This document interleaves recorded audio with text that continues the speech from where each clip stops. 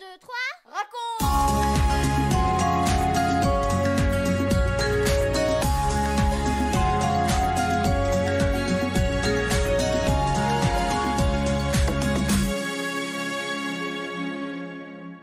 Hey, vous êtes là?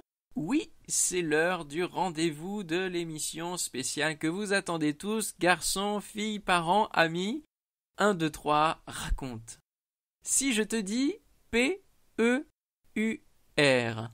ça te dit quelque chose? Eh oui, ça donne peur. La peur, la panique, tu connais? Tu as certainement déjà eu peur. Et quelquefois, parce qu'on a peur, on ne peut pas faire ce que l'on voudrait faire. On ne peut plus avancer. On est bloqué. On ne réussit pas à atteindre le but.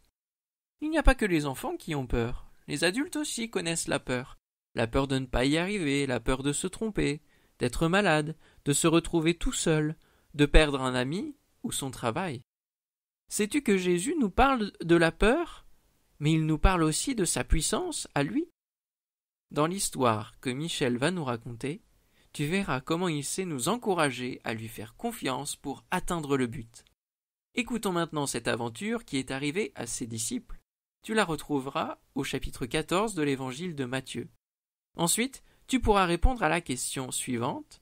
Qu'est-ce que je peux faire quand j'ai peur? 1, 2, 3, raconte! Pierre, Jean, Jacques, Philippe et les autres disciples ont passé une journée formidable avec une foule de gens qui sont venus écouter Jésus. Et pour finir, ils ont assisté à un miracle extraordinaire. Avec les 5 petits pains et les 2 poissons qu'un jeune garçon lui a donnés, Jésus a nourri plus de 10 000 personnes. Quand tout ce monde a fini de manger, on a encore rempli 12 grands paniers avec les morceaux qui restent. Imagine la joie de tous ces gens. Il fait des choses merveilleuses pour nous et nos familles, disent les uns. C'est Dieu qui nous l'envoie, disent les autres. Oui, Jésus est vraiment celui que Dieu avait promis. Il faut qu'il devienne notre roi. Oui, ils voudraient bien que Jésus devienne leur roi, mais ce n'est pas là le plan de Dieu. Montez dans la barque, dit Jésus à ses disciples. Je vais renvoyer toute cette foule. Il faut qu'ils rentrent chez eux, il est tard. Vous, partez maintenant avant moi, allez en face, de l'autre côté du lac. Et voilà le but à atteindre, l'autre rive du lac. Pas de problème, pensent les disciples. Le grand lac, on le connaît, et naviguer, on sait faire. Oui, la plupart d'entre eux sont des marins pêcheurs. Les voilà donc partis.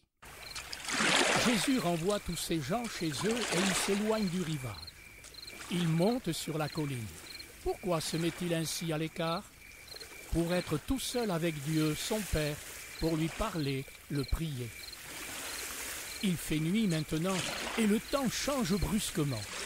On ne voit plus une seule étoile. De gros nuages noirs arrivent brusquement, poussés par un vent violent qui soulève de fortes vagues. Pierre et ses amis sont maintenant au milieu du lac et leur barque est secouée par ces grosses vagues. Ce vent est trop violent, s'écrie-t-il. Il nous pousse à la dérive. Nous n'avançons plus. Il faut ramer plus fort. Mais la barque est ballottée de tous côtés, semblable à une coquille de noix perdue sur le lac. Le vent hurle tout ce qu'il sait. Les disciples sont envahis par la peur. Jamais nous n'atteindrons le but. La tempête est trop forte. Cette fois, nous ne nous en sortirons pas, se disent-ils. Mais vers 3 heures du matin, dans cette nuit terriblement noire, ils aperçoivent une forme blanche qui s'avance vers eux. Une silhouette humaine qui marche sur les flots déchaînés et approche de la barque. C'est un fantôme! C'est un fantôme! Au secours! Au secours! Mais non, rassurez-vous, c'est moi, n'ayez pas peur. C'est la voix de Jésus, ils le reconnaissent. Seigneur, dit Pierre, si c'est bien toi, alors donne-moi l'ordre de venir te rejoindre sur l'eau. Viens, lui dit Jésus. Sous le regard ébahi des disciples, Pierre enjambe la barque et pose un pied sur l'eau. Il ne s'enfonce pas. Il pose le second pied et le voilà qui, tout naturellement, se met à marcher sur l'eau en se dirigeant vers Jésus. Imagine, il marche sur l'eau comme on marche sur la terre, et il avance ainsi vers Jésus. Subitement, qu'est-ce qu'il remarque autour de lui? Le vent qui continue de souffler si violemment, les vagues qui l'éclaboussent, la nuit tellement sombre. La peur le saisit, il sent ses pieds qui commencent à s'enfoncer. Il est sur le point de couler. Va-t-il se noyer? Au secours, Seigneur, sauve-moi! Immédiatement, Jésus lui tend la main et le rattrape. Pierre peut à nouveau marcher sur l'eau. À côté de Jésus, il est sauvé. Ta foi est bien petite, lui dit Jésus. Pourquoi as-tu hésité? Ils montent tous les deux dans la barque. Le vent tombe. Plus de vagues, plus de tempêtes. Tout redevient calme et paisible. Et aussitôt, ils accostent à l'endroit même où ils devaient aller. Ils ont atteint le but que Jésus leur avait fixé. Les disciples sont bouleversés. Ils viennent s'incliner, se prosterner devant Jésus. « Tu es vraiment le Fils de Dieu », lui disent-ils.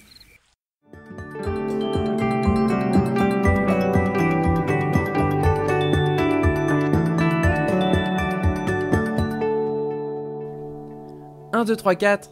Et toi, et moi. Comme Pierre, Jean, Jacques et tous les autres disciples, moi aussi je dis « Jésus, tu es vraiment le Fils de Dieu ».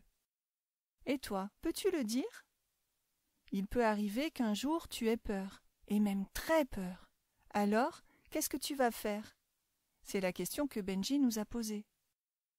Eh bien, souviens-toi de ce récit de l'Évangile et fais comme Pierre. Demande à Jésus de venir à ton secours. Il t'aidera à atteindre le but. Comment? Je ne le sais pas, mais tu peux lui faire confiance.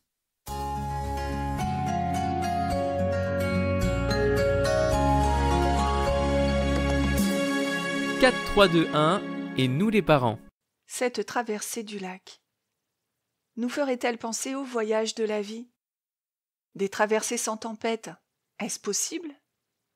On peut en douter, n'est-ce pas? Jésus nous a fixé un but, un rendez-vous. Il nous attend sur l'autre rive. Mais il ne nous a pas dit que la traversée, le voyage, se fera sans difficulté. Si nous sommes seuls pour traverser, nous risquons de nous épuiser. Jésus a le pouvoir de nous aider afin que nous puissions atteindre le but, le port où il nous attend. Je vous souhaite un bon voyage pour vous et vos enfants. Vous venez de suivre l'émission 1, 2, 3 raconte avec Françoise et Michel Zanellato, Benjamin Lamotte, Céline Girardi, Baptiste Roland, Erwan, Yuna et la collaboration de Vital Radio ainsi que 365histoire.com. Si vous avez aimé cette émission, n'hésitez pas à la partager autour de vous. À bientôt!